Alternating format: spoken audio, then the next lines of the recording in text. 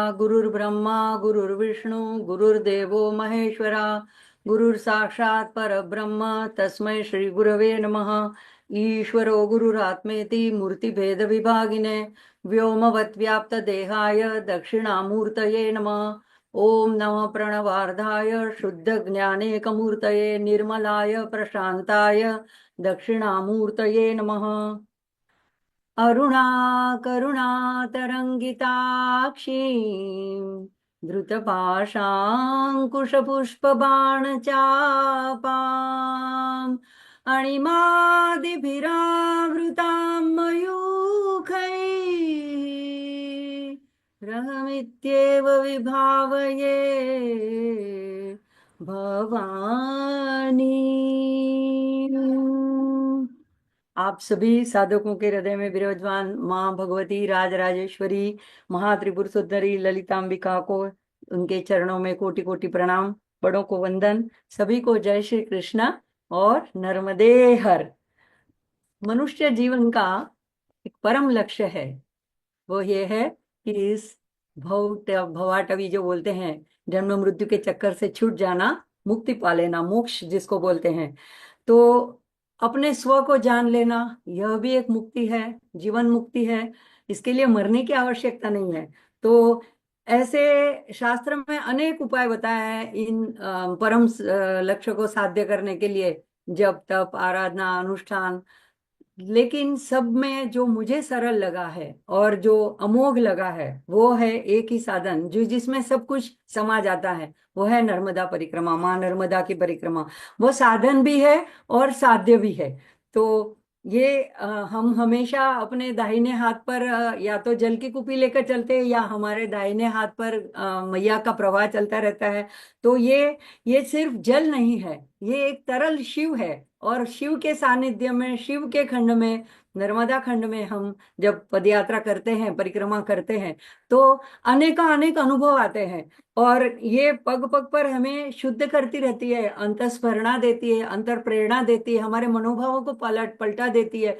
हमारे कुछ भ्रम होते हैं, हमारे कुछ पूर्वग्रह से ग्रसित ऐसे विचार होते हैं, तो हम शासन दृष्टि से लोगों को देखते हैं, यहाँ पे खास करके शहरों में। लेकिन जब हम नर्मदा परिक्रमा में निकल जाते हैं तो वहां पे एक हम सतयुग का अनुभव करते हैं। तो यहाँ पे जो हम अपने बारे में जो झूठा भ्रम होता है, अभिमान होता है, गर्व होता है, वो सारा माँ चूर चूर कर देती है। और मैया के दोनों तट तट पर सब ऋषि मुनि देवतागण, यहाँ तक ग्रह नक्षत्र सब, तारा, सभी लोगों ने, राक्षसों ने, किन्नरों ने, अप्सराओं ने, सभी ने वहां पे तप किया है, शिव जी की आराधना की है और अपना मनचाहा वरदान प्राप्त किया है।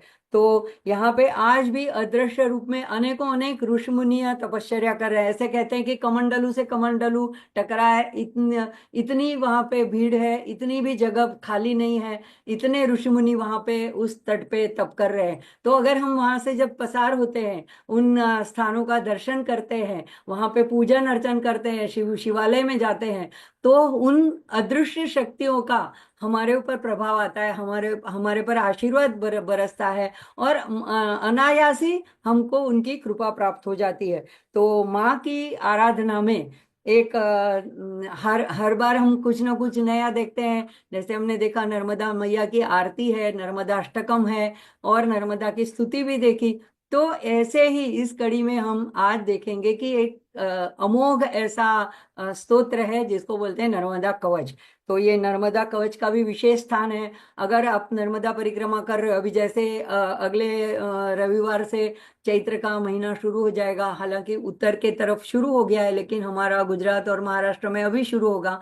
तो वहां पे उत्तर वाहिनी नर्मदा परिक्रमा 3 दिन की होती है, आप एक दिन में भी कर सकते हो। तो उसमें भी अगर आप किसी एक स्थान में रुक गए और किसी शिवालय में ये नर्मदा कवच का, नर्मदा के तट पर आपने पठन कर लिया या सिर्फ यूट्यूब में श्रवण कर लिया, तो भी उसका बहुत अतिशय महत्व है। तो ऐसी जो नर्मदा कवच है, जो आद्य शक्ति और शिव जी यानी हर और गौरी के संवाद के रूप में भवानी तंत्र में आया हुआ है। जागृति बहन, हम कवच देखेंगे। तो हम पूरा कवच पढ़ेंगे नहीं, इसके कुछ हाइलाइट्स, कुछ जो खास खास पॉइंट्स है उसके ऊपर हम विचार करेंगे।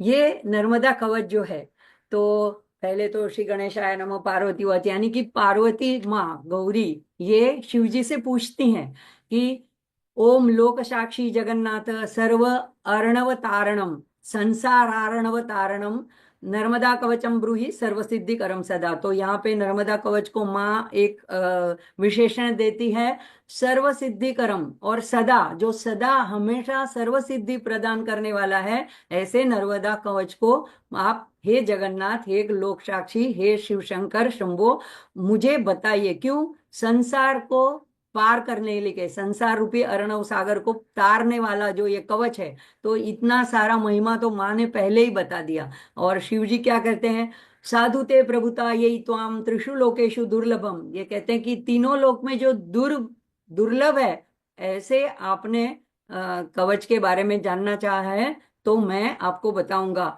और साधुवाद देते हुए कहते हैं कि ऐसा जो नर्मदा कवच है, तो वो सर्व सिद्धि करने वाला है, तीनों लोकों में दुर्लभ है, और कहते हैं कि परम है, और सर्व रक्षा करने वाला है।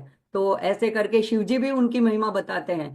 बाद में अब नर्मदा कवच शुरू होता है, तो यहाँ पे जैसे सभी कवच में होता है कि उसके ऋषि की बात आती है, तो महेश्वर ऋषि है, उसके छंद की बात है, विराट छंद है, नर्मदा देवता है, और इसके बीज मंत्र राम है, और नमः शक्ति है, और कीलकम, यानी कि इसको कीलक जो है वो नर्मदायी।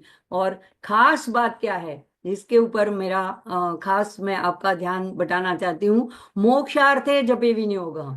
और कोई कामना से ये नर्मदा कवच हमें पठन नहीं करना है, हमें नर्मदा एक तपस भूमि है। और अब जब तीनों इसकी कामना हमारी पूरी हो गई है कि धर्म अर्थ काम, तो मोक्ष जो आखिरी पड़ाव है, तो यहाँ पे ये नर्मदा कवच जो है मोक्षार्थे जपे विनियोग, तो इसके लिए इसका विनियोग करना है मोक्ष प्राप्ति के लिए। आगे देखते हैं कि ध्यानम, तो यहाँ पे दो श्लोक ध्यान के दिए हैं। तो नर्मदा का ध्यान करते हुए, ओम नर्मदायै नमः प्रातः नर्मदायै नमो निशि नमस्ते नर्मदे देवी त्राहि माम भवसागरात्। तो सबसे पहले माँ को प्रार्थना करते हैं नर्मदा कवच में कि हे नर्मदा मैया, हे माँ, आपको मैं बार बार नमन करता हूँ। कब करता हूँ, तो प्रातः, सुबह में, प्रातः काल में, और निशी रात को, यानी दिन रात मैं आपको नमन करता हूँ। और नमस्ते नर्मदे देवी मैं बार बार आपको क्यों नमन करता हूँ, तो त्राही माम भवसागरात, मुझे इस भव सागर से, संसार से आप तार के पार ले जाओ, मुझे बचा लो, त्राही मेरी रक्षा करो, मेरा उद्धार करो। अब यहाँ पे माँ के जो नाम है ये हमने यहाँ पे हाईलाइट किए हुए हैं। तो ये एक खास वजह मैं आप सबका ध्यान बटाना चाहती हूँ। इसको माँ को कहा है कल्पदा, यानी कल्प वृक्ष जैसी, कल्प वृक्ष जैसी सब कुछ देने वाली कुमारी, ये कुमारी कन्या है। सुर नदी, तो हम जानते हैं सुर नदी गंगा को, लेकिन ये भी शिव जी के प्रस्वेद से प्रवाहित हुई है, तो इसको भी सुर नदी नाम है। जटाशंकरी, शिव जी की जटा से ये निकली है। गंगा जी को तो भगवान ने जीव अपनी जटाओं में बांध कर रखा था, वो ऊपर से आई थी, लेकिन यहाँ पे जटाशंकरी, यहाँ से उसका उद्भव, उद्गम होता है, तो जटाशंकरी नाम है। आगे गायत्री दी हुई है पीछे।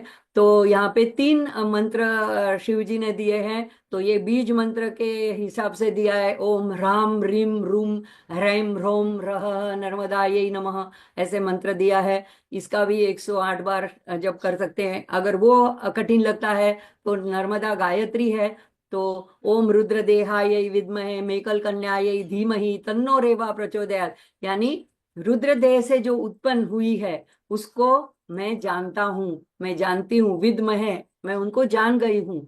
और मेकल कन्या ये धीमहि, दूसरा माँ को नाम दिया है, मेकल पर्वत पर से उनका उद्गम हुआ है, तो मेकल कन्या को मैं धीमहि, उनका मैं ध्यान करता हूँ।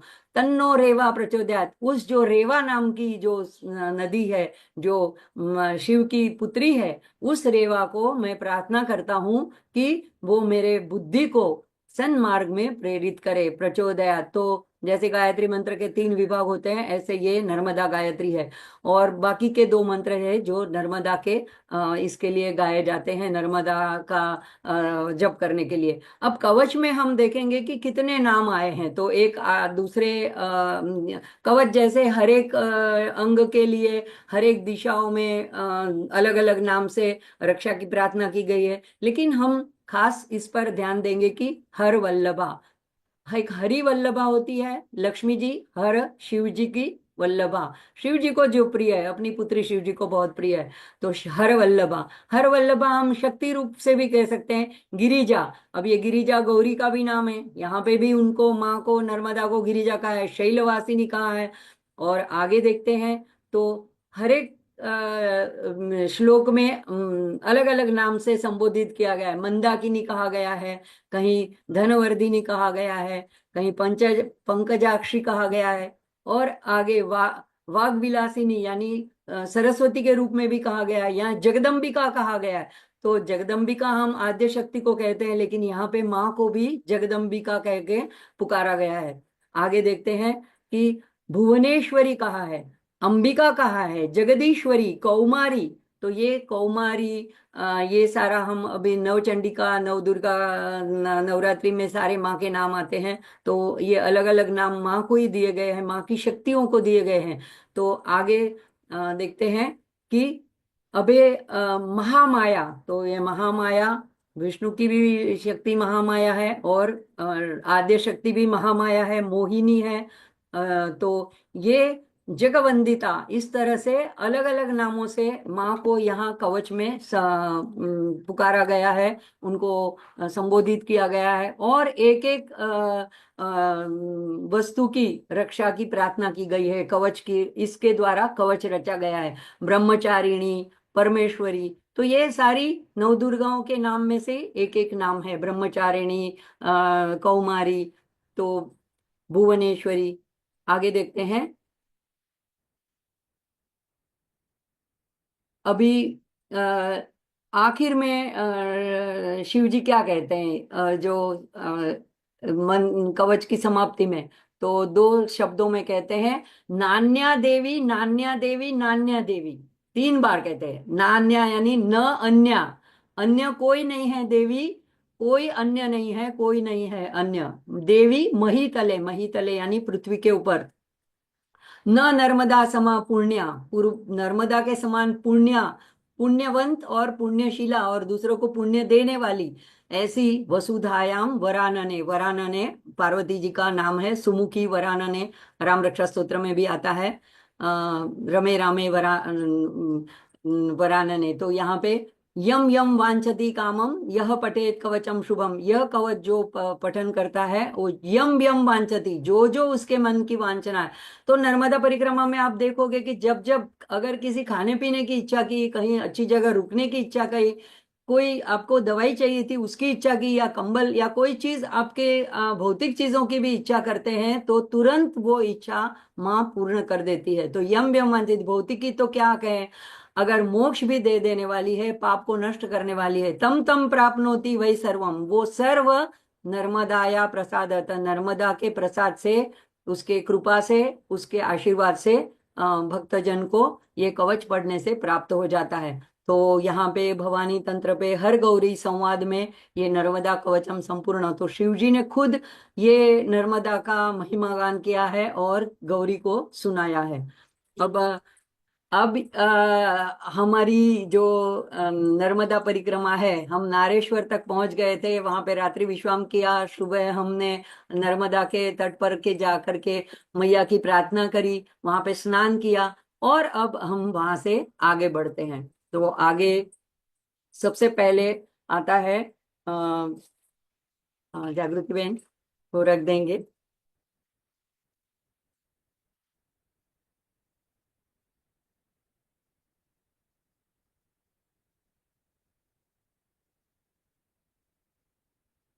सबसे पहले कहोणेश्वर महादेव, कहोणेश्वर महादेव की कथा नर्मदा पुराण में आती है कि एक वेद संपन्न ब्राह्मण था।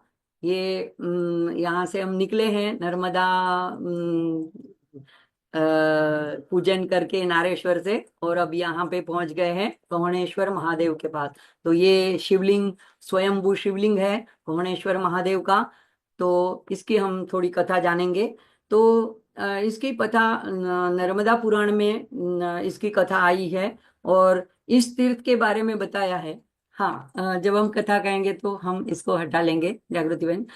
तो एक वेद संपन्न ब्राह्मण था, जो वहां पे इस कोणेश्वर महादेव के मंदिर में, यहाँ पे बरकाल में ये मंदिर है, वहां पे वो बैठ करके अपनी पूजा आराधना रोज शिव जी की रुद्र वगैरह करता था।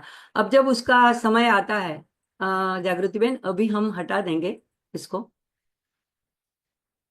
तो जब उसका अंतिम समय आता है, तो तब क्या होता है कि एकदम उसको आवाज आती है, मारो मारो। तो वो घबरा जाता है, किस कहाँ से ये आवाज आ रही है। तो ये नर्मदा पुराण में लिखा हुआ है इसका, इसके बारे में कि एक काले वस्त्र पहने हुए महिष पर बैठे हुए लाल आंखों वाले यानी यमराज खुद वहां पे चल करके यम पाश लेकर के आते हैं, लेकिन वो पास नहीं आ पा रहे हैं, क्योंकि जैसे हमने चंद्रशेखर अष्टक में देखा था, तो मार्कंडेय ऋषि जैसे शिवलिंग के पास बैठे थे और लिपट गए थे, तो यम का पाश उसके ऊपर आ नहीं सकता था। तो इसी तरह यहाँ पे ये अपना शतरुद्रीय मंत्रों का उच्चारण कर रहे थे ब्राह्मण, इसीलिए वहां पे वो पाश आ नहीं सकते थे। तो उन्होंने कहा कि आप ये बंद करो। लेकिन तो और भी घबरा गए कि ये तो मेरी मृत्यु सामने आगे खड़ी हो गई। तो वो और भी भागते जागते शिव जी के शिवलिंग को लिपट गए, और वहां पे अपने आर्तता से शतरुद्रीय का मंत्रों का जाप जोर जोर से करने लगे। अब शिव जी प्रकट हो गए, उसकी इतनी वो अचेत हो गए, इतनी घबराहट से शिव जी को लिपट के वहीं पे भूमि पे गिर पड़े, वो ब्राह्मण गिर पड़ा वहां पे। तो शिव जी ने कहा कि ये कौन तुमको हनन करने आया है, को हतः। तो ये हुंकार किया शिव जी ने। तो ये हुंकार मात्र से, जैसे एक पवन का बहुत बड़ा झोंका आता है और जैसे बादल हट जाते हैं, उसी तरह से यमदूत और यमराज वहां से चले गए उस हुंकार की वजह से। तो ब्राह्मण को भगवान ने अभय वचन दिया, उसको मोक्ष प्रदान किया, और उसके नाम से उस जगह का कहोणेश्वर, क्योंकि वहां पे भगवान ने हुंकार किया था और कोहण ऐसे करके बोला था, तुम्हें हनन करने के लिए कौन आ सकता है, तुम डरो मत, मैं जो हूं तुम्हारे साथ, तुम मेरे आश्रय में हो। तो ये भुवनेश्वर महादेव का तीर्थ की कथा है। अब वहां पे हमने नर्मदा जल से अभिषेक पूजन वगैरह किया, साथ में राम जी दरबार है, वहां पे भी दर्शन किए। अब वहां पे एक विरल विभूति से मेरी मुलाकात हुई। तो हम देखते हैं कि एक ये राम जी दर्शन था, वहां पे हंसमुख हनुमान थे, और ये एक आप देखो, ऐसे एक सामान्य व्यक्ति जिसके शरीर पे पूरे वस्त्र भी नहीं है। अब इसकी भी बहुत रोचक मेरे को अपने जीवन में अनुभव हुआ कि हम जैसे कि बाहर के बाह्य रूप से किसी के बारे में कुछ ना कुछ अंदाज लगा लेते हैं, ये हमारे शहरी लोगों की एक आदत हो जाती है। तो हम जैसे ही हमारी गाड़ी वहां से आगे नहीं जा सकती थी, तो हम यू टर्न लेकर के फिर से मैं गाड़ी में बैठने बैठने ही वाली थी, तब मैं हम गाड़ी के पिछले दरवाजे की तरफ ये व्यक्ति जो थे वो आके वहां पे खड़े रहे। अब उनको देख करके मेरे मन में ऐसे लगा कि चाहे शायद वो कुछ चाहते हैं हमसे। तो हम कुछ उसको मैंने दक्षिणा देना चाही, तो मैं दरवाजा खोल करके बाहर आई। तो उस आदमी ने नमन करके मुझसे कहा कि आप परिक्रमावासी हो। मैंने कहा हाँ। जागृति बहन, जब हम अब थोड़ी बात करेंगे तो इसको हटा लेंगे। तो हम मैंने कहा कि हाँ भैया, हम परिक्रमावासी है। अब वो आदमी हमसे गिड़गिड़ा के प्रार्थना करने लगा कि आप गुजराती में कि मेरे घर चलो और चाय पी के जाना। अब मेरे साथ में दो जने थे, उनको तो इतना ठीक नहीं लगा, क्योंकि उनका हाल हवाल ही बता रहा था कि वो कोई समर्थ आदमी नहीं है। लेकिन इतनी उसने नम्रता से और इतने प्यार से कहा, तो मैं मना नहीं कर पाई। मैंने कहा ठीक है, आप लोग आगे चलो, मैं उनके घर होकर के आती हूँ। तो मैं उनके साथ चलने लगी, और पास में ही उनका घर था। तो वो बेचारे बड़े संकोच से कहने लगे कि जी, यहाँ पे भुवनेश्वर में कोई भी नर्मदा वासी परिक्रमा वासी आता है तो मैं जरूर चाय पिलाता हूँ, लेकिन मुझे ऐसा लगा कि कल गांव में शादी थी, तो वही मेहमान लोग आए हैं गाड़ी से लेके दर्शन करने के लिए, इसलिए मैं आया नहीं। तो बेचारा मतलब खिन्न हुआ कि मैं पहले क्यों नहीं पूछा आपको। तो मैंने कहा कोई बात नहीं भैया, आप पानी पिला दो। तो थोड़ी देर में देखा वो बाहर चला गया घर से। तो स्टील के ग्लास लेके, मैंने कहा ये क्या मांग रहा है। वो बाहर जाके जो डायरेक्ट नल आता है नर्मदा नदी से पाइपलाइन से, तो उसमें से वो धो करके 2 ग्लास भर के लेके आया, और मेरे लिए और मेरे साथी के लिए, और बोला कि नहीं, ये मैंने धोया है और अभी मैंने ये बाहर से एकदम स्वच्छ पानी आपके लिए लाया। उसको लगा शायद मैं उनके घर का पानी ना पीऊं। मैंने कहा ऐसी कोई बात नहीं है भैया, आपने इतने प्यार से पानी दिया, यही बहुत बड़ी बात है। अब आगे चौंका देने वाली बात ये थी कि वो आदमी खड़ा हुआ, हमें हम ऊपर उसके टूटे फूटे लकड़े के तख्त पे बैठे थे, घर में कोई इतनी साधन सामग्री भी नहीं थी। मैंने सोचा ये कहाँ अभी दूध लाएगा और चाय बनाएगा। मैंने कहा भैया आपके घर में हम आ गए, मैया को भी लेके आए, और अब पानी पी लिया, अभी हमको इजाजत दे, हमें बहुत लंबा सफर करना है। तो फिर वो हमारे सामने जमीन पे बैठा था, उकड़ू बैठा था। वो उठ करके भगवान जी का जहाँ पे उसने एक फोटो वगैरह रखी थी, थोड़ा पूजा पाठ वहाँ करता होगा, तो वहां से उसने एक नोट निकाली, 50 रुपए की नोट थी वो। और उसने आके मेरे हाथ में थमा दी और कहने लगा कि ये मेरी तरफ से आपको भिक्षा है। अब मेरे आंखों में मतलब पानी आ गया कि इस आदमी जो मजदूरी करके कमा रहा है, जिसका मैं हाल देख रही हूँ, जिसको मुझे मैं कुछ देना चाहती थी, वो मुझे परिक्रमावासी सोच करके, उसने देखा कि मैं गाड़ी से उतर रही हूँ, तब भी वो उसकी भावना इतनी है कि वो मुझे 50 रुपए। और मैं पूरा समझ गई कि उसने जो बताया था कि अगले दिन वहां पे गांव में शादी हुई थी, तो ये ऐसी जो एटीएम से निकली हुई कोड़ी कड़कड़ती नोट थी, वो उसके पास होने की कोई संभावना ही नहीं थी। उसको जरूर मिली होगी, कुछ काम उसने किया होगा उसकी वजह से, और वो मजदूरी काम करता था। तो उसने देखो इतनी निस्पृहता कि वो पूरे रुपए उसने मेरे हाथ में थमा दिए। मैंने कहा मैं ये तो ले लेती हूँ, लेकिन अब हमारे में भी ऐसा रिवाज है कि बड़ों को हम लोग पैर छूते हैं, आप में से बड़े हो तो हम कुछ पैसे रख करके आपके पैर छुएंगे। तो बोला कि नहीं नहीं, नर्मदा की सौगंध है, घृणेश्वर महादेव की सौगंध है, मैं परिक्रमा वासियों से कुछ भी नहीं ले सकता हूँ, मैं आपके पैसे नहीं ले सकता हूँ। अब मैं क्या करूं, यही मेरी समझ में नहीं आया कि इस आदमी को मैं किस तरह से समझाऊं, किस तरह से इसकी मदद करूं। बहुत गिड़गिड़ाने के बाद में उसने कहा सारू तो 10 रुपया आलो, मतलब ठीक है, अगर आपका मन रखना है तो मुझे 10 रुपए दे दो। तो देखो, मैया का रूप वो हम में देखते हैं, मुझे कोई ऐसी 4 भुजा वाली मैया के दर्शन नहीं हुई, लेकिन ऐसे जो व्यक्ति सामान्य जिसको हम समझते हैं, उनका भी इतना भाव, इतना प्रेम और इतनी उनकी श्रद्धा और भक्ति परिक्रमा वासियों के बारे में कि ये लोग मैया का स्वरूप है, ये देख के मुझे बहुत ही अचरज हुआ। मैं मनोमन उसको नमन करके मैंने कहा भैया, अगर आपको कोई परेशानी ना हो तो मैं आपकी एक फोटो ले लूं। तो देखो, अगर हमारी कोई फोटो लेना चाहे तो हम कैसे एकदम सच सवर के, बाल वाल ठीक करके, हंसता चेहरा रख करके फोटो निकालते हैं। और आपने देखा अभी फोटो, वो इतना संकोच हो रहा था कि मैंने रिक्वेस्ट की, इसलिए वो खड़ा रहा, और एकदम उसने अपना चेहरा भी नहीं दिखाया, दोनों हाथ ऐसे करके नमन मुद्रा में खड़ा रहा। ऐसे विरल व्यक्तियों को मैं मैया के रूप में देखती हूँ और बार बार नमन करती हूँ। आगे हम चले, और अ, नर्मदेश्वर महादेव फतेहपुर में रुके आगे। तो ये फतेहपुर में नर्मदेश्वर महादेव का शिवलिंग है, वहां पे पूजन अर्चना की, ये रास्ते में ही पड़ता है। और उससे आगे हम जब चले तो बहुत हमको समय लगा ये चंद्र प्रभास तीर्थ ढूंढने में।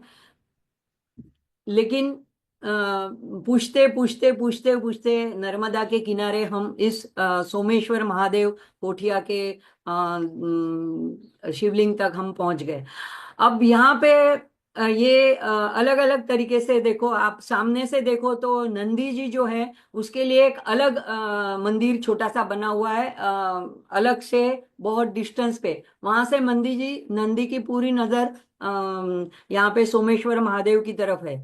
आगे हम देखेंगे कि किस तरह से अलग अलग तरह से अगर आप देखें इस मंदिर की जो शिल्प कला है, कई कई तो नर्मदा किनारे के मंदिर एकदम जीर्ण शीर्ण अवस्था में है, लेकिन ये मंदिर जो है वो ऐसा का ऐसा काले पत्थरों का बना हुआ है, और वैसा का वैसा उसका गर्भगृह जो बना है, शायद ये बाहर का सभा मंडप बाद में बना होगा, लेकिन अंदर का जो है मजबूत काले पत्थर से बना हुआ है, और उसमें कार्विंग भी इतनी अच्छी की है। आगे देखते हैं तो इसमें एक राइट साइड में गणेश जी की ऐसी काली मूर्ति है, लेफ्ट साइड में कार्तिकेय जी की मूर्ति है, और सामने गर्भगृह में जाएंगे तो माँ अन्नपूर्णा की मूर्ति सामने काले सारा अखंड एक पत्थर से बना हुआ है। उसके जो स्तंभ है उसमें भी बहुत सारी कार्विंग की हुई है। और यहाँ पे हमने एक अजीब घटना हुई कि जैसे ही मैं हर एक शिव मंदिर में जाना चाहती हूँ तो अपना कमंडलू से जल लेकर के अंदर प्रवेश करना चाहती थी, तुरंत वहाँ के पुजारी ने मुझे रोक लिया। कहने लगे कि देखो यहाँ पे क्या लिखा है कि साड़ी पहने बहनों ने साड़ी पहननी है तो ही अंदर गर्भगृह में प्रवेश है, और पुरुषों को धोती पहनने पर ही प्रवेश है। अब मैंने तो ड्रेस पहना हुआ था, लेकिन देखो मैया मेरी कितनी मतलब ख्याल रखती है कि मुझे एक भी जगह ऐसे बिना पूजा किए हुए मैं निकलूं ना। तो अगले दिन जो हम 2 दिन पहले हम वहाँ पे ज्योति दीदी के यहाँ रुके थे भरूच में, तो वहां पे उन्होंने रात के वक्त सबको हम 3-4 लेडीज थी परिक्रमावासी, तो हम तो वाहन से थे, 2 पैदल वाली लेडीज थी, तो उनको एक एक साड़ी दी। तो मुझे भी एक साड़ी दी, लेकिन वो साड़ी कैसी थी, मेरी अलग अलग थी कि वो रेडी टू वेयर थी, ऐसे प्लीट सिलाई हुई थी। तो मुझे बहुत अजीब लगा, क्योंकि आजकल तो मैं साड़ी भी पहनती नहीं हूँ, और अगर पहनूं भी तो पूजा के वक्त तो ऐसी रेडी टू वेयर तो मैं पहनती नहीं। तो भी वो लेडी जो थी अनीता राज, वो मेरी बहू की एज की थी, बोलती नहीं नहीं भैया आप देखो ये बहुत इजीली पहन सकते हैं। उसने मुझे डेमो करके भी बता दिया। तो फिर मैंने कहा अच्छा ठीक है, इतने प्यार से दिया तो मैंने ले लिया, लेकिन वो इस घटना के लिए दी थी मैया ने, ये मुझे तभी नहीं पता था। तो मैं तुरंत गाड़ी के पास गई, डिक्की खोली, ड्रेस तो पहना हुआ था, उसके ऊपर वो रेडी टू वेयर साड़ी पहन ली और तुरंत गई। तो फिर पुजारी ने मना करने की कोई बात नहीं थी। तो वो सोमेश्वर महादेव के मंदिर में मैंने जा करके वहां पे चंद्रप्रभास तीर्थ में पूजन अर्चन किया। तो ये मैया की ऐसी छोटी छोटी कृपा कि हम आज तक पूरे प्रवास में कोई ऐसा शिव मंदिर नहीं रहा मेरे लिए कि जिसके दरवाजे बंद हो, उस पे ताला लगा हो और मैं अंदर ना प्रवेश कर पाऊं। हाँ, कुंडी लगी होती थी तो मैं कुंडी खोल के अंदर चली जाती थी और अपना जल अर्पण कर देती थी और अपना पूजा अर्चा कर देती थी। तो सब जगह में मैया ने मेरा ये व्रत रखा था कि मैं शिव जी के करीब जा पाऊं और पूजन अर्चन कर पाऊं। अब ये यहाँ पे जो है ऋषि उपमन्यु ने पूजा तप किया था, और चंद्रप्रभास तीर्थ नाम है, तो चंद्र की भी तपस्थली है। तो ये आप देख सकते हैं कि वो रेडी टू वेयर साड़ी पहन करके। तो मैंने कहा देखो ये एक मुझे यादगिरी रहेगी, इसलिए मेरी एक फोटो खींच लो। वैसे ये अपनी फोटो में खिंचवाती नहीं, लेकिन मैंने कहा कि ये मुझे यादगिरी रहेगी कि ये मैया ने मेरे लिए ऐसे खास एक साड़ी का प्रबंध कर दिया था 2 दिन पहले ही, इसलिए मैं यहाँ पूजन कर पाऊं। तो आगे देखते हैं इसमें ये जो है सफेद, अगर ध्यान से देखेंगे यहाँ पे जूम नहीं हो पाएगा, तो अगर आप यूट्यूब पे या गूगल पे भी देख सकते हैं, मुंड की माला बनी है। मुझे पहले दूर से मोतियों की लगी थी, लेकिन खोपड़ी की बनी हुई ऐसी सफेद माला शिव जी के ऊपर अर्पित, रुद्राक्ष तो है ही है, लेकिन ये सफेद जो है वो मुंड माला है। तो ऐसा मैंने पहली बार देखा कि कहीं पे भी मुंड माला अर्पित की हुई है। ऐसे महाकालेश्वर में है चांदी की मुंड माला, लेकिन हमेशा के लिए अर्पित ऐसी सफेद मुंड माला यहाँ पे मैंने पहली बार देखी। आगे देखते हैं। ये ऐसे खंबे में भी बहुत सारे कार्विंग थे। अंदर आपको शिवलिंग दिख रहा है, बाहर के खंबे में फिर जो इसकी दहलीज होती है जहां से हम लांग के अंदर गर्भगृह में प्रवेश करते हैं, तो वहां पे भी अ, आगे देखिए, आगे देखते हैं जागृति बहन। तो ये ऊपर छत पे भी ऐसी कार्विंग थी, शिव शक्ति के अलग अलग रूप कार्विंग किए हुए थे। और ऐसी अद्भुत शिल्प कलाकृति थी, बहुत ही सुंदर मंदिर था। आप अगर जाएं तो इसको जरूर इस मंदिर के दर्शन करिएगा। आगे देखते हैं। ये मंदिर के अंदर से लिया हुआ है चित्र। तो सामने जो दिख रहा है तो वहां पे मैया है, तो मैया बहती है, तो मैया का दर्शन मंदिर से होता है। मैया के तट पर ही ये तीर्थ बसा हुआ है। आगे आगे आगे करते जाइए। हाँ, ये दहलीज है जहां से हम अंदर गर्भगृह में उसको लांग करके प्रवेश करते हैं। तो सब जगह में इतनी बारीकाई से शिल्प कलाकृति की हुई है, और ये सब काले पत्थर में बहुत ही सुंदर मंदिर है। और ये ऋषि उपमन्यु की प्रतिमा है यहाँ पे। इतना जूम करेंगे तो भी ठीक नहीं दिख पाएगा, लेकिन उसकी कथा हम जान लेते हैं। ये उपमन्यु जो है ये धौम्य ऋषि के पुत्र शिष्य थे। और धौम्य ऋषि के यहाँ जब उनको पढ़ने के लिए रखा गया था, तो वो उनको गायों चारने के लिए का काम दिया गया था। तो ये गाय चारने जाते थे। अभी देखो ऋषि की ऐसी होती है गुरु की कि शिष्य को किस किस तरह से वो तैयार करते हैं। तो उनको कुछ भी खाने के लिए देते नहीं थे, लेकिन जब वो शाम को आते थे तो उसको स्वस्थ दिखते थे बालक उपमन्यु। तो गुरु ने पूछा कि तुमको तो कुछ खाने पीने को दिया नहीं था पूरे दिन, तो तुमने क्या किया? उन्होंने कहा कि मैंने गांव से भिक्षा मांग करके ले ली। बोले कि भिक्षा मांग करके अगर लाते हो तो पहले गुरु को अर्पण करना है, उसके बाद तुमने ग्रहण करना है, तो तुमने पहले ही क्यों ग्रहण कर लिया? तो दूसरे दिन उसने क्या किया, पहले भिक्षा मांग करके लाके गुरु को दे दी, फिर दोबारा मांग करके वो भिक्षा का जो सदाव्रत में मिला आटा वगैरह, तो उसका उसने बना करके भोजन कर लिया। फिर गुरु ने टोका कि तुमने दोबारा क्यों भिक्षा मांगी, क्योंकि गृहस्थ के ऊपर बोझ पड़ता है, तो ये तुमको करना ठीक नहीं है। तीसरे दिन फिर जब देखा फिर भी ये स्वस्थ है, तो उसको पूछा अब तुमने क्या किया खाने का प्रबंध? बोला कि मैंने गायों को दो के दूध पी लिया। कि ये तो तुमने ठीक नहीं किया। फिर उनको टोका। फिर अगले दिन पूछा तो बोला कि जो बछड़े जब गाय को दूध पीने के बाद उनके चेहरे के ऊपर जो फेना आता है वो मैंने चाट लिया। उस पे भी गुरु ने मना किया। अब ये इतना कठिन उसकी ये परीक्षा हो रही थी कि उसके पास खाने को कुछ नहीं था, और पूरे दिन जंगल में वो गैयाओं को चरा रहा था। तो आग के पत्ते उसने, भूख बहुत लगी तो खा लिए, और उसके विष की वजह से उसकी आंखों की दृष्टि चली गई। तो शाम होते होते वो लड़खड़ाने लगा और एक कुएं में गिर गया। अब गाय तो लौट कर आ गई, लेकिन उपमन्यु नहीं आया। तो गुरु की बहुत चिंता हुई और सोच ढूंढने निकले। ढूंढते ढूंढते आवाज दी, उपमन्यु कहाँ हो, कहाँ हो? तो उसने बोला मैं यहाँ हूँ गुरुदेव, कुएं में हूँ। तब गुरु को उसके ऊपर दया आई और बोला कि मैंने तुमको जो मंत्र सिखाया है वो तो अश्वनी कुमार के तुम देवों के वैद्य है, उनकी प्रार्थना करो, स्तुति करो, और वो तुम्हारी दृष्टि लौटा सकते हैं। तो उन्होंने स्तुति करी। और जो देवों के वैद्य है अश्वनी कुमार प्रकट हुए, उन्होंने उस बालक की दृष्टि लौटा दी।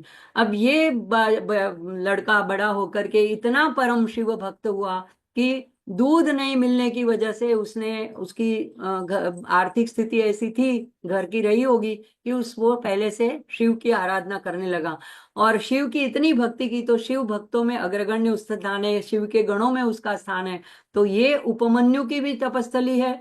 और चंद्र जिसको दक्ष ने श्राप दिया था, तो वो श्राप का उसका क्षय होने लगा, उसके कला घटने लगी और वो पीड़ित होने लगा। तब वो भी यहाँ पे नर्मदा तट पर आकर के उसने तप किया, शिव जी की आराधना की। शिव जी ने फिर वरदान दिया कि 15 दिन तो घटोगे, लेकिन फिर 15 दिन बढ़ करके पूर्णिमा को, पूर्णत्व को प्राप्त करोगे। तो ऐसा ये दोनों की तपस्थली है, इसलिए इसको चंद्रहास तीर्थ बोलते हैं। आगे हम देखते हैं। ये देखो, पहली बार मैंने ऐसे देखा कि जो शिव जी का तीर्थ निकलता है उसको नहलाने के बाद में अभिषेक के, तो उसको प्राप्त करने के लिए भी ऐसा शिल्प बनाया गया है कि जहाँ पे एक ऋषि बैठ के ऐसे कटोरे से पी रहे हैं। आगे देखते हैं। ये मेरे साथ के थी, तो एक यादगिरी के लिए एक फोटो हमने ले लिया था कि इस तरह से। अब ये आगे चलते हैं तो कंबुकेश्वर महादेव। तो यहाँ पे भी एक कंबुकेश्वर की भी कथा आती है। रणापुर में है ये तीर्थ, और ये एकमात्र शिवलिंग है जहाँ पे हम शंख से शिव का अभिषेक कर सकते हैं। इसको कंबुकेश्वर महादेव कहते हैं। इसकी भी एक कथा है कि कंबुकेश्वर एक दैत्य था। तो जैसे प्रहलाद के पुत्र हुए, और विरोचन, फिर उसी उसी क्रम में बलि हुए, बाणासुर हुए। तो उसमें आगे चल करके एक शिव पुराण में आता है कि एक कंबुकेश्वर नाम का दैत्य हुआ, और वो चाहता था कि देव और असुरों में बार बार लड़ाई होती रहती है, लेकिन मैं अपराजित रहूं। तो उसने शिव जी की बहुत आराधना करी कि मुझे आप अजर अमर होने का व्रत दे दो। मैं विष्णु से मैं उसका सामना न करना पड़े मुझे। तो उन्होंने कहा जब तक तुम मेरे सानिध्य में रहोगे तुमको कोई कुछ नहीं कर पाएगा। ऐसे करके उसको वरदान दिया, और वो शिवलोक में चला गया, मोक्ष को प्राप्त हो गया। तो ये कंबुकेश्वर राक्षस ने भी वहां पे तप किया था, और भगवान स्वयं उसके तप से, उग्र तप से प्रसन्न होके वहां पे स्वयंभू लिंग में प्रकट हुए। तो कंबुकेश्वर महादेव का मंदिर कहा जाता है राणापुर में। और वहां पे दोपहर हो गई थी, तो अब हमको भोजन प्रसादी लेनी थी। तो हमने गांव वालों से पूछा कि यहाँ पे कोई ऐसा सेवा देता है। कहते हैं नर्मदा तट पे चले जाओ, वहाँ सीताराम आश्रम है।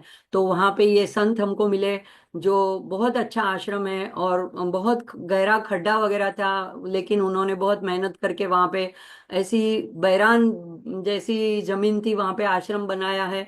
और हमको बहुत प्रेम से भोजन प्रसादी कराई, थोड़ी देर विश्राम किया हमने वहाँ पे। और फिर हम वहाँ से दोपहर के करके आगे बढ़े, दिवेर में पहुंचे। ये आश्रम से जो मैया का दर्शन होता है, ये इसमें आप देख सकते हो। सीताराम आश्रम बिल्कुल नर्मदा के तट पर ही है। तो गांव वालों ने बताया, इसलिए हम गाड़ी सीधी वहां तट तक ले करके गए थे। आगे फिर गए तो दिवेर नाम का गांव है, वहां पे कपिलेश्वर महादेव, ये सारे जहाँ पे तीर्थ लिखते हैं, कपिलेश्वर महादेव तीर्थ। तीर्थ का मतलब है कि वहां किसी ना किसी ऋषि मुनि ने तप किया है और शिव जी को प्रसन्न किया है, वरदान पाया है। वहां दान का, पूजन का, अर्चन का और तप का, अनुष्ठान का, सबका महिमा अलग अलग नर्मदा पुराण में दर्शाया गया है। आगे फिर चलते हैं तो मालसर गांव पहुंचते हैं। और मालसर में ये अंगारेश्वर भी कहा जाता है, और वैसे मंगलनाथ महादेव उसका नाम है। तो यह मंदिर की बड़ी कथा भी बड़ी अजीब है। देखो, जब हम वहां पे पहुंचे तो दोपहर के वहाँ रणापुर से हमने भोजन प्रसादी लेकर के हम चले, दीवेर होते हुए मालसर आते आते हमको 3:30 हो गए। तो यहाँ पे लिखा था कि 3 बजे तक आप अभिषेक कर सकते हो। अब मुझे बहुत बुरा लगा, अरे आधे घंटे हमको देर हो गई। हम थोड़े जल्दी आ जाते तो मैं शिव का अभिषेक कर सकती थी। तो वहां पे जो आदमी साफ सफाई करता था, उसको मैंने बोला, क्या भैया तुम थोड़ी देर रुक सकते हो, हम थोड़ा जल अर्पण कर दें, थोड़ा फूल अर्पण कर दें। तो उसने खुशी से हमको ये करने दिया। तो पूरा मंदिर साफ हो गया था, सफाई हो गई थी। उसके बाद हमने शिव जी को मैया का जल अर्पण किया, और कुछ कनेर के फूल जो रास्ते से मिले थे वो अर्पण किए। अब इसकी भी बहुत रोचक कथा है यहाँ पे। फिर ये मैया का ही मतलब आशीर्वाद था कि 3:30 होने पर भी हमको उस मंदिर में पूजन करने का अवसर मिला। अब यहाँ पे इस मंदिर का दूसरा नाम अंगारेश्वर महादेव पड़ा है। तो यहाँ पे शिव जी की विशेष पूजा का दिन सोमवार नहीं है, मंगलवार है। और श्रावण मास में भी मंगलवार के दिन विशाल जन समुदाय वहां पे दर्शन के लिए आते हैं और दुग्धाभिषेक करते हैं। तो यहाँ पे एक इसकी रोचक कथा ये है कि सामान्य हम देखते हैं कि या इसके बाद में ये एक क्षिप्रा गणपति भी है, इसकी बात हम बाद में करेंगे। तो यहाँ पे क्या हुआ कि जैसे औरंगजेब ने सभी मंदिरों को ध्वंस करना चाहा था, तो यहाँ पे भी वो अपना सैन्य लेके आ जाता था, आ गया था। ऐसी कथा वहां के लोग बताते हैं कि बाद अंदर जैसे ही सैन्य अंदर घुसने की कोशिश करने लगे, तो मंदिर की छत से मंदिर की छत अंदर गर्भगृह में जो शिखर है वो 60 फीट ऊंचा है। तो और जो उसकी दीवारें हैं, तो हमारी दीवार ज्यादा से ज्यादा एक ईंट की इतनी चौड़ाई वाली होती है, यहाँ पे 4 फुट चौड़ाई की मंदिर की दीवार है। इतना मजबूत मंदिर है। जरा सा भी आप देखोगे तो लगता नहीं कि इतना पुरातन है, फिर भी अभी भी नया जैसा मंदिर है। तो ये मंदिर में ऊपर से अंगारे बरसने लगे और सारे सैनिक भाग खड़े हुए। अभी इतना ही नहीं, ये अंगारों ने, इस आग ने इतना पीछा किया कि उनकी छावनी में भी आग लग गई। अब औरंगजेब पछताया और उसने बोला कि जो भी यहाँ पे देवता है मैं उसकी माफी चाहता हूँ, ऐसे करके शिव जी की माफी करी और बाहर का सभा मंडप उसने बनवा दिया और वहां से वो अपना सैन्य लेके चला गया। तो इसीलिए उसका दूसरा नाम पड़ा अंगारेश्वर। वैसे मंगल ने यहाँ पे, जो शिव जी का पुत्र माने जाते हैं, उसने यहाँ पे पूजा आराधना की थी, इसलिए उसको मंगलनाथ कहते हैं। एक क्षिप्रा गणपति भी है। तो ये क्षिप्रा गणपति के बारे में हमने पहले भी देखा था। वहां पे राम अंकलेश्वर से आगे रामघाट पे। तो यहाँ पे ये खड़े होते हैं, एक हाथ में टूटा हुआ दांत होता है, एक में स्वर्ण भरा कम कलश होता है, और पाश और अंकुश होता है। तो अभय वरद मुद्रा यहाँ पे नहीं होती है। इस प्रकार का ये क्षिप्रा गणपति का स्वरूप होता है। यहाँ पे एक और अचरज भरी बात है, यहाँ पे आपको इतना जूम करके नहीं दिखेगा। तो एक पक्षीराज ऐसा संगे मरमर का एक स्वरूप है। तो ये कहते हैं कि शिव जी ने ऐसा पक्षीराज, हम कहते हैं गरुड़ को पक्षीराज, लेकिन यहाँ पे शिव जी ने ऐसे बहुत विकराल ऐसा पक्षी का अवतार धारण किया था और सभी देवताओं का गर्व खंडन किया था। तो यहाँ पे एक ही चित्र में ब्रह्मा विष्णु महेश, उनके सारे गरुड़ हंस, ये कमल, सब कुछ एक ही में, एक ही मूर्ति में दर्शाया गया है। ऐसी ये विरल मूर्ति, ऐसी प्रतिमा संगमरमर की सिर्फ यहीं पर है। आगे फिर जाते हैं।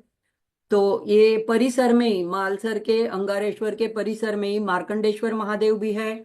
और आगे आगे देखते हैं भीमनाथ महादेव है। तो इससे पांडवों के साथ भी ये स्टोरी रिलेट करती है कि पांडवों ने भी यहाँ वनवास के दौरान कुछ साल यहाँ पे बिताए थे, जिससे कि ये उनके द्वारा स्थापित, भीम के द्वारा स्थापित भीमनाथ महादेव है, और पांडवेश्वर या मार्कंडेश्वर ये महादेव भी उनके द्वारा स्थापित है। तो ये इसी परिसर में तीनों भी मंदिर हैं। आगे बाजू में मालसर गांव में सत्यनारायण का बड़ा फेमस मंदिर है, और उसका ये बाहर का प्रवेश द्वार है। उसके अंदर जब हम जाते हैं तो मंदिर का ऐसा बहुत भव्य मंदिर है, और अंदर सत्यनारायण की बहुत सुंदर विग्रह है, राधा कृष्ण का शालिग्राम, बहुत सारे शालिग्राम रखे हुए हैं। और ये बड़ा फेमस मंदिर है वहाँ का, मालसर का। और इसी मंदिर में दो महान संत, परमहंस माधवदास जी महाराज और परम पूज्य डोंगरे जी महाराज, इन दोनों की समाधि है। तो ये माधवदास जी महाराज जो है, ये बंगाल में उनका जन्म हुआ था 1798, 1798, और उनकी मृत्यु हुई थी 1921, 123, 123 वर्ष की उम्र तक ये जीवित थे। और इनका निधन जो हुआ, उनकी समाधि हुई वो मालसर में हुई। तो ये योग के बड़े शिक्षक थे, उन्होंने बहुत योग विद्या प्राप्त करी थी। बहुत कम उनके शिष्य थे। और फिर जन कल्याण के लिए ये आ करके वो मालसर में बस गए थे। और उन्होंने वेदांत भी गुजरात में बहुत लोगों को सिखाया था। अब ये डोंगरे जी महाराज, इसको कौन नहीं जानता है। ये डोंगरे जी महाराज भागवत कथाकार, इंदौर में जन्मे थे। इनका जन्म 1926 में हुआ था, और इनकी समाधि हुई 1990 या 91 में हुई थी, ब्रह्मलीन हुए थे। अब ये डोंगरे जी महाराज को अर्वाचीन काल के सुखदेव जी कहते हैं, आधुनिक युग के। और इनको कलयुग के दानवीर कर्ण भी कहे जाते हैं, क्योंकि ये एक ही, मेरी जान में तो एक ही विश्व में अभी तक में, ऐसे जो सुखदेव जी एक थे जिन्होंने परीक्षित को कथा सुनाई, कुछ भी नहीं लिया था दक्षिणा में। और इसके बाद में ये डोंगरे जी महाराज है, एक पैसा अपने कथा का चार्ज नहीं करते थे। जो राशि मिलती थी वो राशि वो किसी आश्रम में, गौशाला में, यूनिवर्सिटी के लिए, महाविद्यालय के लिए, या कोई अनाथ आश्रम के लिए, या अन्न क्षेत्र के लिए, या मंदिर बनाने के लिए। हमारे यहाँ मुंबई में मलाड में भी उनका बना हुआ राधा कृष्ण का मंदिर है। और प्राकृतिक आपदा, भूकंप वगैरह कभी आते थे तो उसमें वो सारी राशि अर्पण कर देते थे। और इनके बारे में मैं जरूर और ज्यादा बताना चाहूंगी कि अति पवित्र संत थे, और गोपी जैसा उनका प्रेम संन्यास था। एक ही कामना उनको थी कि मेरे लाला के दर्शन मुझे हो जाए। ये काशी में जब पढ़ते थे तो उनको गंगा मैया का दर्शन हुआ था। गंगा मैया से भी उन्होंने यही प्रार्थना करी थी कि मुझे भगवान लाला के मुझे दर्शन करा दो। और नारेश्वर में रंग अवधूत महाराज को एक बार यज्ञ करने की इच्छा हुई। तो अब वो तो अवधूत थे, सन्यासी थे, वो तो सपत्नीक यज्ञ में बैठ नहीं सकते थे। तो सोचने लगे किसको बिठाया जाए। तो ऐसा पवित्र दंपति कौन है, तब उन्होंने इस दंपति को, यानी कि रामचंद्र डोंगरे जी महाराज और सीता मैया को बुलवाया और वो यज्ञ संपन्न करवाया। अब हम क्यों कहते हैं कि अति पवित्र गृहस्थ आश्रम, क्योंकि शादी के प्रथम रात्रि को ही उन्होंने अपनी धर्मपत्नी से कहा था कि देवी मैं चाहता हूं कि आप मेरे साथ 108 भागवत कथा का पारायण करें। उसके बाद यदि आपकी इच्छा हुई तो हम गृहस्थ आश्रम में प्रवेश करेंगे। और पत्नी भी इतनी देखो अनुकूल, उनकी पदगामिनी थी, पतिव्रता थी, कि उन्होंने भी हामी भरी। और उनके साथ वो जहां जहां कथा करने जाते थे तो उनकी पत्नी भी, सीता मैया भी साथ साथ जाती थी। ऐसे जब 7 साल के बाद सब जगह, अलग अलग जगह में 108 कथा संपन्न होने के बाद महाराज ने पत्नी से कहा कि अगर आपकी अब आज्ञा हो तो हम गृहस्थ आश्रम में प्रवेश करके संतान उत्पन्न करें। तब पत्नी ने क्या कहा कि आपके श्रीमुख से 108 भागवत कथा श्रवण करने के बाद मैंने गोपाल को ही अपना पुत्र मान लिया है, तो इसलिए अब हमें संतान उत्पन्न करने की कोई आवश्यकता नहीं। धन्य है ऐसी पति पत्नी को, धन्य है ऐसी उनकी भक्ति को, और धन्य है उनके ऐसे कृष्ण प्रेम को। तो ये पत्नी आबू में रहती थी, और जब इनका निधन हुआ तो डोंगरे जी महाराज को 5 दिन के बाद पता चला। वो अनेक जगह पे कथा करते थे, अभी उस जमाने में ऐसे मोबाइल तो था नहीं कि तुरंत पता चल जाए। तो देहांत के बाद जब उसके अस्थि विसर्जन करने के लिए गए तो उनके साथ मुंबई के एक बड़े सेठ थे, रति भाई पटेल। ये उन्होंने बाद में लोगों को ये बात बताई, तब पता चली। तो उन्होंने कहा डोंगरे जी महाराज ने कि पत्नी की अस्थि विसर्जन के लिए क्रिया वगैरह करनी है, लेकिन मेरे पास पैसे नहीं है। तो ऐसा करो आप कि उनका मंगलसूत्र और कर्णफूल, यानी कान के जो वो पहने हुए कुंडल है, वो आप बेच दो, और उसमें से जो राशि मिलेगी उसमें से ये क्रिया संपन्न कर देंगे। तो ये रति भाई ने रोते हुए बताया था कि जिन महाराज श्री के इशारे पर लोग कुछ भी करने को तैयार थे। और वो कहते हैं कि वो आज महापुरुष कह रहा है कि मेरी पत्नी के अस्थि विसर्जन के लिए मेरे पास पैसे नहीं है। तो वो कहते हैं कि उसी समय हम मर क्यों नहीं गए। ऐसे वो रोते रोते ये बात बताते थे। और फुट फुट कर रोने के अलावा वो कहते मेरे मुंह से एक शब्द भी वहां निकल नहीं पाया। तो ऐसे महान संत थे, जो जिनकी वजह से ये हमारे सनातन धर्म में ही ऐसे हमें संत प्राप्त होते हैं, और सनातन संस्कृति में ही ऐसे संत हो सकते हैं। तो ऐसे महान विरक्त संत के चरणों में कोटि कोटि नमन करते हैं। तो ये खास मैंने इसलिए कहा कि हम अपनी अगली पीढ़ी को भी ये बात बताएं कि किसी जगह जाते हैं तो क्यों दर्शन करना है, ऐसे ही वहां से भाग नहीं लेना है हमें। ये अति पवित्र आत्मा, और उनका देह विलय जब हुआ तो उनको, उनकी इच्छा थी कि उनको नर्मदा में प्रवाहित किया जाए। तो यहाँ पे मालसर में उनको प्रवाहित किया गया, तो उनकी समाधि मंदिर यहाँ पे बनाया गया है। आगे देखते हैं मैया का तट। यहाँ से आश्रम मालसर के ये आश्रम से अगर आप निकलो तो यहाँ से आप तट पे डायरेक्ट जा सकते हो, तो मैया का दर्शन हो जाता है। आगे फिर हम लोग वहां से निकले तो शिनोर पहुंचे। अब वहां पहुंचते पहुंचते हमको 4:30 पौने 5 तक बज गए थे। मालसर में ये दर्शन करते करके हम जब पहुंचे तो यहाँ पे एक दत्त मंदिर है। अब यहाँ पे क्या था कि जो हमको हमारे साथ ज्योति दीदी ने हमको जो पुस्तक दी थी उसमें उन्होंने बताया था कि यहाँ पे आपको दत्त मंदिर में राकेश भाई मिलेंगे। न उनका कोई हमको पता था, न उनका मोबाइल नंबर था, लेकिन हम ऐसे ही वहां पे पहुंच गए। और शिनोर में हम जगह जगह रोक के पूछते थे, गाड़ी रोक के, कि भैया दत्त मंदिर कहाँ मिलेगा और ये राकेश भैया कहाँ मिलेंगे। तो पूरा गांव जानता था, हमें बहुत आश्चर्य हुआ। इतने में एक लड़का आया 17-18 साल का और स्कूटर पे, और उसने सुना तो वो हमको सीधा उनके घर ले गया। लेकिन नीचे से जब पता किया तो वो घर पे नहीं थे, आउट ऑफ स्टेशन थे। तो उन्होंने बोला कि इन हमने हमारे से फोन से बात करवाई, तो हमने कहा ज्योति दीदी ने आपके यहाँ भेजा है। तो बोले कि ठीक है, ये लड़का आपको आश्रम में ले जाएगा, मैं आप आस पास के मंदिर के दर्शन कर लो, तब तक मैं 1-2 घंटे में पहुंच जाऊंगा 6 बजे तक। तो हमको वो वेद नाम का लड़का जो था वो आगे आगे स्कूटर पे चला और हमको वहां तक पहुंचा दिया। तो अभी जब हमने आगे चित्र देखे, वो दत्त मंदिर के, जागृति बहन दिखाएंगे। तो ये आश्रम से ऐसे नीचे सीढ़ियां उतर के सामने मैया थी, और अ, आगे उनके आश्रम में से मैया का दर्शन ऐसे होता था। ये नीचे मंदिर था, इस तरफ ये ऐसे लिखा था, दशावतार दत्त मंदिर परिक्रमावासी अन्न क्षेत्र। देखो कहीं पे भी राकेश भाई का नाम नहीं ले, ये इसलिए मैंने ये फोटो दिखाया कि वहां पे उनका अपना नाम कहीं नहीं है। ये उनकी लॉबी थी, यहाँ पे भोजन करने के लिए परिक्रमावासी बैठते थे, और शाम की आरती भी वहीं पे होती थी। इसके बाद का चित्र बताइए। हाँ, यहाँ पे। और अंदर जो ये जाली के अंदर हॉल है, वहां पे दत्त मंदिर था। तो हम तीनों की, मैं, मेरी साथी और हमारे ड्राइवर की, उन्होंने व्यवस्था यहाँ की थी। बाकी के परिक्रमा वासियों की ग्राउंड फ्लोर में एक बड़ा हॉल था, वहां पे उन्होंने व्यवस्था की थी। और ये बाहर ऐसा बोर्ड था, तो यहाँ पे भी देखो कहीं पे भी उनका नाम नहीं है।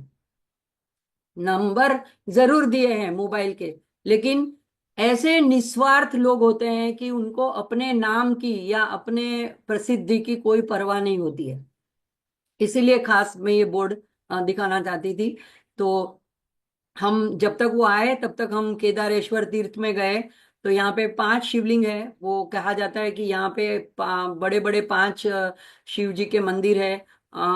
भाड़ेश्वर, धूत पापेश्वर, आनंदेश्वर वगैरह सब तो हम नहीं देख पाए थे। तो वो शिवरात्रि के दिन पांचों यहाँ आते, ऐसी कथा किसी ने बताई थी। तो ये केदारेश्वर तीर्थ का हमने दर्शन किया। उसके बाद में घाट के ऊपर निष्कलंक महादेव, अगर कोई आपको कलंक लगा हो और ऐसे इस महादेव के दर्शन करने से आपका कलंक हट जाता है, ऐसी वहां पे कथा बताते थे। तो निष्कलंक महादेव। और ये सिद्धि विनायक राइट साइड की उनकी सोंड है, और उनके आजू बाजू में 2 मूर्तियां रिद्धि सिद्धि है। ये भी बड़ा प्रसिद्ध मनोकामना पूर्ण करने वाला मंदिर घाट के ऊपर है। इसके भी हमने दर्शन किए। फिर बालकेश्वर महादेव के दर्शन किए।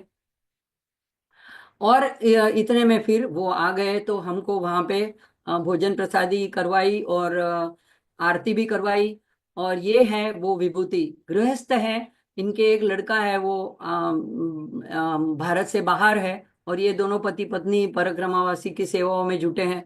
कहीं अपना नाम, कहीं गर्व कुछ नहीं, एकदम सिंपल आदमी। गांव में उसको हमारे गुजराती में बाओ, मतलब साधु बाबा ही बोलते हैं। उसकी नाम से उनकी ख्याति है। तो इन्होंने हमारी बड़ी मदद करी। देखो ये ऐसी भोजन प्रसादी प्लेट वगैरह उन आश्रम की थी, और हमारी जैसी गुजराती में होती है सॉफ्ट ऐसी पतली रोटियां। नहीं तो ये एमपी वगैरह में हमको जाड़ी, बहुत मोटी टिक्कड़, और वो चबाने में भी थोड़ी कठिन, पाचन में भी थोड़ी कठिन ऐसी मिलती थी। लेकिन यहाँ पे हमको उन्होंने कहा कि मैं सुबह शाम खुद यहाँ के रसोई पे अपना मतलब निरीक्षण रखता हूँ, और गांव की छोटी छोटी बच्चियां हेल्प करने के लिए आती है, वो भी वहीं से प्रसाद पा करके जाती है। तो ये अ, अच्छी तरह से दोनों वक्त दाल चावल रोटी सब्जी चारों पूरा भोजन परिक्रमा वासियों को देते हैं। इतना ही नहीं, सुबह 5 बजे जल्दी उठ करके आ जाते हैं। वो रहते हैं अलग जगह पे, वहां पे आश्रम में आ जाते हैं, अपना दूध वगैरह लेकर के अपने हाथ से चाय बनाते हैं। और सूरत से खास खाखरा मंगाते हैं, तो बाल भोग में सबको चाय और खाखरा देते हैं, और फिर विदा करते हैं। और उन्हीं ने इन्होंने ही हमको एक दिया था एड्रेस की, अगर आप आगे जाओगे तो रुकने के लिए मेरा मित्र है, उस गांव में आप रुक सकते हैं। तो उसका नंबर वगैरह भी हमको दिया था। और उन्होंने ये भी हमसे कहा था कि अगर आपको थोड़ा जल्दी करें और महाशिवरात्रि तक अगर आप पहुंच जाए अमरकंटक, तो ये बहुत अच्छा रहेगा। क्योंकि अमरकंटक में अगर जा करके उस दिन अगर आप जल अर्पण करते हो नर्मदा कुंड में, आपके पास जो मैया होती है उसकी कुपी का जल वहां पे अर्पण करना होता है आधा, और वहीं से भर के लेना होता है, तो तट परिवर्तन होता है। अभी हम उत्तर तट पे चल रहे हैं और बाद में हम दक्षिण तट पे चले जाएंगे, तो कहते हैं कि नर्मदा पुराण में भी और शिव पुराण में भी लिखा है कि आपको 3 नर्मदा परिक्रमा का फल प्राप्त होता है। तो उन्होंने कहा अगर आप इस टाइम में निकले हो और ये पॉसिबल है आपके पास अभी और 4-5 दिन है, तो आप हो सके तो अमरकंटक पहुंच जाओ। तो ये सूचना और अच्छा गाइडेंस भी हमको राकेश भाई की तरफ से मिला। इसके लिए भी मैं उनकी बहुत आभारी हूँ। और उसके आगे हम गए तो सुबह 6 बजे उठ करके तो दानापुर, ये भी शिनोर जिला में ही पड़ता है, दानापुर गांव। वहां पे ये भंडारेश्वर, यहाँ पे कुबेर महाराज ने बहुत सालों तक तपश्चर्या करी थी। जब उनको अपने भाई ने, रावण ने निकाल दिया था छीन करके उसका सुवर्ण की नगरी छीन करके, तो उन्होंने यहाँ पे शिव जी की तपश्चर्या की थी और ब्रह्मा जी भी प्रसन्न हुए थे और उनको पूरे धन का स्वामी अध्यक्ष बना दिया था, कारोबार सौंपा गया था। तो ये धन के स्वामी भंडारी यानी कुबेर जी ने किया, तो ये भंडारेश्वर महादेव के रूप में यहाँ पे शिवलिंग है। बहुत सुंदर मंदिर है और यहाँ पे भी मैया की कृपा का बहुत अच्छा अनुभव मुझे हुआ था। आगे देखते हैं। ये सारे चित्र एक ही मंदिर के हैं। ऐसा ये मंदिर भंडारेश्वर सामने से दिखता है और अंदर शिवलिंग, बहुत सुंदर शिवलिंग है। अच्छी तरह से पुजारी सजा के करते हैं पूजन। और मुझे भी यहाँ पे भी पूजन करने का, सुबह सुबह प्रातः काल में पूजन करने का अवसर मिला था। उसके बाद आगे आसपास में ये यहाँ से सीढ़ियों से उतर करके मैया के तट पे हम जा सकते हैं। और ये बहुत अतिशय मनोहारी ऐसा तीर्थ है। जरूर देखना चाहिए, जरूर जाना चाहिए। आसपास पूरी जंगल है और बीच में ये सिर्फ इतना मंदिर है।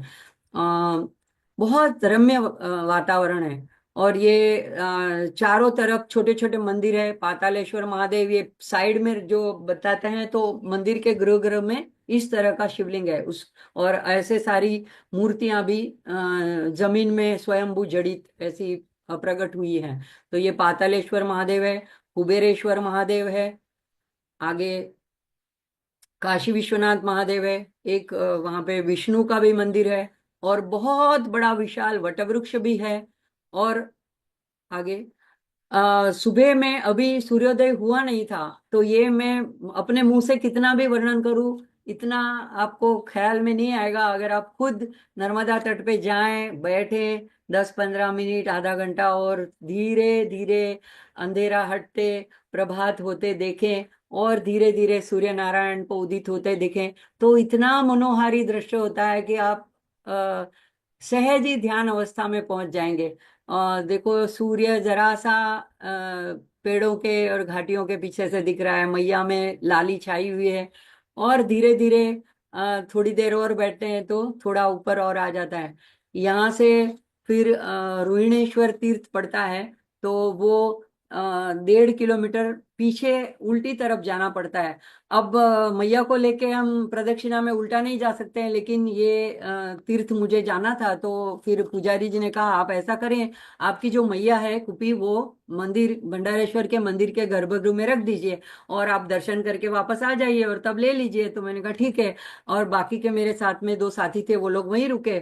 और मैं नर्मदा के तट में इतने दिनों से चली नहीं थी, तो ये मुझे एक अच्छा सुहाना मौका मिल गया। सुबह सुबह प्रातः काल सूर्योदय हो रहा है, पास में मैया बह रही है और मैं उसके साथ चल रही हूँ। तो 1-1.5 किलोमीटर जा करके ये रोहिणेश्वर तीर्थ, यहाँ पे रोहिणी, ये ब्रह्मा जी के जो पुत्र दक्ष प्रजापति, उसके 50 पुत्रियां हुई, तो उसमें से उन्होंने 27 को चंद्र के साथ ब्याह कराया, 10 धर्म को दी और 13 कश्यप ऋषि को दी। तो उसमें से जो चंद्र के साथ 27 थी, उसमें रोहिणी जो थी, तो शुरू में चंद्र को वो इतनी प्रिय नहीं थी, इसीलिए रोहिणी ने अपने पति के प्रिय होने के लिए यहाँ पे व्रत किया है, तप किया है, ऐसा इसकी आख्यायिका नर्मदा पुराण में आती है, इस तीर्थ का महत्व।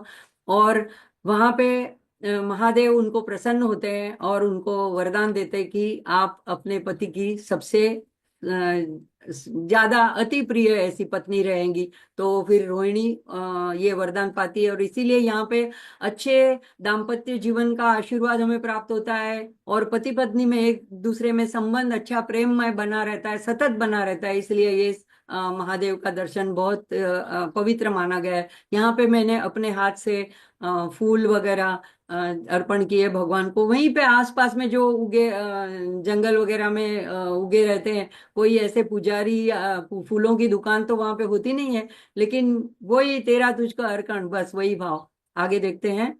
तो वही यहाँ पे ये आक के धतूरे के फूल, करण के फूल, चंपा के फूल, वही जो मिले, और चंदन वगैरह से यहाँ पे मैंने पूजा अर्चना भगवान की करी। अब ये खास फोटो मैंने इसलिए डाली है कि मैया की कृपा कैसे, मैया को भूल गई थी क्या क्या भूल गई थी। अब ये जो ट्रक में लोग दिख रहे हैं, ये लोग कल रात को यहाँ आए थे, और ये सारे तीर्थ, सिर्फ तीर्थ का दर्शन करने के लिए आए थे। सारे मंदिरों में सब जेंट्स थे, सोए हुए थे, और जैसे ही हम दर्शन के लिए गए तो सब उठ खड़े हो गए, और उनकी चाय वगैरह बन रही थी, उनके साथ उनका सामान, महाराज और उनका ये ट्रक सब था। अब उन्होंने भी देखा था कि मैंने अपनी मैया को भंडारेश्वर के मंदिर में रखा, और जब मैं रोहिणेश्वर तीर्थ देख के आई और सूर्योदय देखा, तो ये भूल ही गई कि मैंने मैया को वहां रखा है। और मैं आकर के गाड़ी में बैठने ही वाली थी, इस तरफ मेरी गाड़ी खड़ी है, तो उतने में वहां से दूर से एक आदमी ने आवाज दी, मैया मैया। आपकी वो मैया तो मंदिर में रह गई। और तभी मुझे एकदम ख्याल आया कि हाँ, मैया तो मैं वहीं छोड़ के आई हूँ। तो मैं तुरंत दौड़ के गई वहां से, जीने उतर के भंडारेश्वर के मंदिर से मैया को ले आई। देखो, अगर हम भूल जाएं, लेकिन मैया हमको नहीं भूलती है। जागृति बहन, हम यहीं पे स्टॉप करेंगे तो आगे नहीं जाएंगे। तो यहाँ पे अभी हम, हमारी परिक्रमा जारी है, लेकिन ये है कि एक एक तीर्थों का अगर आप उसका महात्म्य देखो, उसका रहस्य देखो, उसका अर्थ देखो, और उसकी महिमा जानो, तभी आपने परिक्रमा की। नहीं तो ऐसे तो परिभ्रमण हो जाता है, या पिकनिक हो जाती है, या ऐसे ही पर्यटन हो जाता है। तो इसीलिए मैं थोड़ा धीरे जा रही हूँ कि सभी जो तीर्थ जो मैंने दिए देखे हैं, तो उसकी महिमा जो मैंने जानी है वो आपके साथ साझा करूँ। तो हम भंडारेश्वर तक पहुंचे हैं। आगे की यात्रा हम अगले सत्र में देखेंगे। तो सत्र को यहीं पे समाप्त करते हैं प्रार्थना मंत्रों के साथ। ओम पूर्णमद पूर्णमिदं पूर्णात् पूर्णमुदच्यते पूर्णस्य पूर्णमादाय पूर्णमेवावशिष्यते। ओम सहना भवतु सहनौ भुनक्तु सह वीर्यं करवावहै तेजस्विनावधीतमस्तु मा विद्विषावहै। ओम शांति शांति शांति। हरि ओम श्री गुरुभ्यो नमः। हरि ओम। सभी का आभार। मीर भाई का आभार, हमेशा प्रेरित करते रहते हैं टेक का सपोर्ट देने के लिए, अर्चना जी का, जागृति बहन का पीडीएफ बनाने के लिए, सभी का आभार, और आप सब साधुकों का आभार। जय श्री कृष्ण। जय ओम श्री कृष्ण। नमः जय पार्वती पतये। हर हर हर महादेव हर। वाह। हर। जय श्री कृष्ण, जय माता जी सभी को। बहुत ही सुंदर तरीके से हम सभी घर बैठ करके माँ नर्मदा की जैसे मानसी यात्रा कर रहे हो ऐसा ही अनुभव हो रहा है, एक एक तीर्थ। क्योंकि अगर हम शारीरिक रूप से वहां पर जाए तो कितना समय लग जाए। एक एक तीर्थ की महिमा हम सबको माँ भगवती की कृपा से घर बैठ करके यह श्रवण करने का सौभाग्य प्राप्त हो रहा है। तो यह माँ भगवती की बहुत ही कृपा है। चेतना बहन का बहुत बहुत हम आभार व्यक्त करते हैं, धन्यवाद करते हैं कि वह हम सभी को अपनी जो यात्रा है वह मानसिक रूप से करवा रहे हैं। आइए आज के सत्र को हम विराम की ओर ले जाए और आगे भी नर्मदा की जो यात्रा है उन सब का हम श्रवण करते रहेंगे और माँ नर्मदा का मनपूर्वक स्मरण करेंगे। सभी एक साथ बोलिएगा, नर्मदे नर्मदे हर, हर। नर्मदे हर, नर्मदे नर्मदे। हर। हर नर्मदे नर्मदे हर हर। हर। नमः पार्वती पते हर हर। हर।